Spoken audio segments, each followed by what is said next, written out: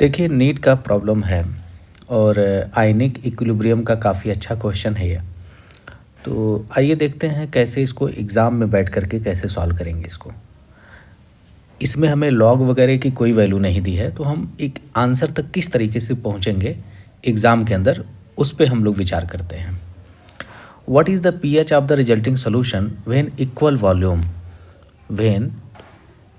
Volume देखिए दिया है equal volume of 0.1 MnOH and 0.01 MsCl are mixed.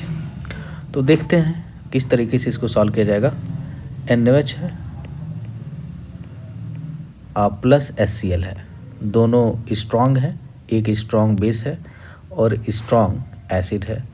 तो इक्विलिब्रियम इस्टेब्लिश नहीं होगा इसमें, क्योंकि ये कम्प्लीटली डिसोसिएट हो जाते हैं। ये बना लेगा सॉल्ट प्लस वाटर H2O। तो NaOH दिया है यहाँ पे 0.1 MnOH, 0.1 MnOH और यहाँ दिया है बच्चों 0.01 MsCl। अब बच्चे क्या करते हैं यहाँ पे, इसको जो है जीरो कर देते हैं। देखिए सोचते हैं कि ये हमारा HCl जो हमारा लिमिटिंग रिएजेंट है, और सही बात है लिमिटिंग रिएजेंट है, तो ये हो गया जीरो और यहाँ कर देते हैं 0.1 माइनस 0.01 इस तरीके से कर देते हैं और यहाँ बना देते हैं ये आपका लिमिटिंग रिएजेंट है ये, तो जाहिर सी बात है इतना ही बनेगा। तो 0.01 M ये हो गया और 0.01 M ये हो गया आपका, ठीक है। ये है आपका, तो ये गलत है। इसलिए गलत है क्योंकि ये मोलैरिटी दी हुई थी ना, तो मोलैरिटी को किस तरीके से आप इस तरीके से कर सकते हैं? नहीं कर सकते। जब मोलैरिटी दी हो तो आप इस तरीके का लिमिटिंग रिएजेंट कॉन्सेप्ट नहीं लगा सकते, क्योंकि लिमिटिंग रिएजेंट कॉन्सेप्ट हमेशा मोल में लगता है। तो सबसे पहले तो इसको मोल में कन्वर्ट करिए आप, ठीक है। तो मोल में कन्वर्ट करने के बाद ही जो है आप इसको सॉल्व कीजिए। तो इसको ऐसे सॉल्व कीजिए, है ना। देखिए ऐसे सॉल्व कीजिए। NaOH है तो 0.1 M है, तो मोलैरिटी है तो इसमें V से मल्टीप्लाई कर दीजिए। तो मोलैरिटी इंटू वॉल्यूम क्या हो जाता है? मोल। यहाँ V को लीटर में मान लीजिए, तो 0.1 V क्या हो गया आपका? Mole of NaOH। और HCl के कितने मोल हो जाएंगे? 0.01 इंटू V, क्योंकि हम जानते हैं मोल इज इक्वल टू क्या होता है? Molarity into volume. तो ये 0 हो गया। अब आप बिल्कुल सही सोच रहे हैं कि इसमें ये हमारा HCl लिमिटिंग रिएजेंट है, तो ये कम्प्लीटली कंज्यूम हो जाएगा। तो ये जो है 0.1 V माइनस कितना होगा? 0.01 V, ये इसका बच जाएगा NaOH का, और ये जो बनेगा आपका NaCl, ये आपका बनेगा 0.01 V और ये भी बनेगा H2O 0.01 V मोल, ठीक है।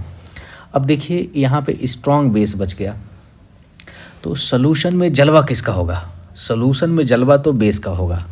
तो इसका मतलब ये हुआ कि हमें OH आयन की मोलैरिटी नहीं, मोल्स मिल गए, है ना। OH आयन्स के मोल मिल गए। तो ये हो गया हमारे पास 0.1 V माइनस 0.01 V, ये मोल मिले हैं। तो हमें फिर से क्या निकालना है? मोलैरिटी। तो हम जानते हैं M1V1 माइनस M2V2। हमने माइनस क्यों किया? क्योंकि एक एसिड है एक बेस है, इज इक्वल टू क्या होता है? M फाइनल और V फाइनल। मैंने बताया है आपको कि वॉल्यूम हमेशा ऐड किया जाता है, चाहे वो एसिड हो या बेस हो या एसिड बेस हो, वॉल्यूम हमेशा ऐड किया जाएगा। तो M1V1 माइनस M2V2 तो हम यहाँ निकाल लिए हैं। तो हमें अगर M फाइनल निकालना है तो हमें V फाइनल से डिवाइड करना पड़ेगा, यानी फाइनल वॉल्यूम क्या होगा? तो वॉल्यूम इज ऑलवेज एडेड, तो V प्लस V कितना हो गया? 2V, ये हो गया आपका। और जब आप इसको सॉल्व करेंगे तो ये आ जाएगा आपका 0.045, ये आ गया OH आयन कंसंट्रेशन। अब ये आ गया और आप एग्ज़ाम में बैठे हैं, आपके पास कैलकुलेशंस करने की बिल्कुल जद्दोजहद है। आप इसका pH कैसे निकालेंगे बताइए? तो सबसे पहले तो आप इसका POH निकालिए। आप इसको ऐसे भी लिख सकते हैं 45 इंटू 10 की पावर -3, या फिर आप इसको लिख सकते हैं 4.5 इंटू 10 की पावर -2। आप पावर में लिख लीजिए इस तरीके से। तो यहाँ से बेटा निकल जाएगा आपका POH, तो POH निकल जाएगा आपका 2 माइनस log 4.5। अब आपको log 4.5 की वैल्यू नहीं पता है, तो एग्ज़ाम में आप क्या करिएगा, चुपचाप बैठे रहिएगा?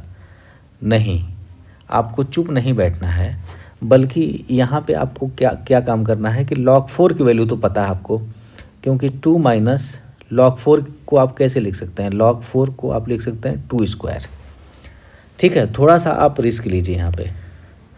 हम देख रहे हैं ऑप्शंस में भी काफ़ी अंतर है, तो आप आराम से यहीं से गैस कर सकते हैं, लेकिन चलिए जो आता है बस उसी को आधार मान के हम आगे बढ़ते हैं। तो हो गया आपका 2 माइनस 2 log 2। अब हम देखिए 2 माइनस 2 log 2 की वैल्यू हम सबको पता है 0.3, तो ये हो गया बेटा 2 माइनस 0.6। तो इससे क्या होगा कि हम लगभग आंसर तक जो है पहुंच जाएंगे, क्योंकि मैंने 0.5 छोड़ दिया है यहाँ पे देखिएगा। तो ये हो गया आपका 1.4। ठीक है, तो आपका POH आ गया कितना, 1.4। तो हम PH निकालेंगे, PH इज इक्वल टू क्या हो जाएगा 14 माइनस 1.4, और ये आ गया लगभग आपका 10.6। ठीक है, तो हम करेक्ट आंसर तक नहीं पहुँचे, और ये चाहते भी नहीं है कि आप करेक्ट तक पहुँचे, लेकिन ये है कि आप लमसम आंसर तो निकाल ही लिए, तो आंसर क्या हो जाएगा आपका C। तो इस तरीके से एग्ज़ाम में बैठ करके आप क्वेश्चन को सॉल्व करेंगे।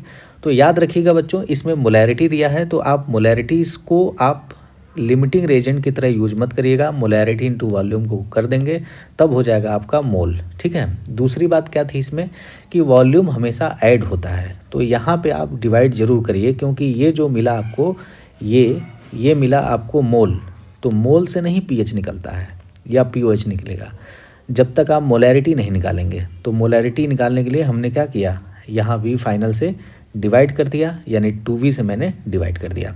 तो उम्मीद करता हूँ समझ में आया होगा। ठीक है, तो मिलते हैं नेक्स्ट किसी क्वेश्चन में, तब तक के लिए धन्यवाद।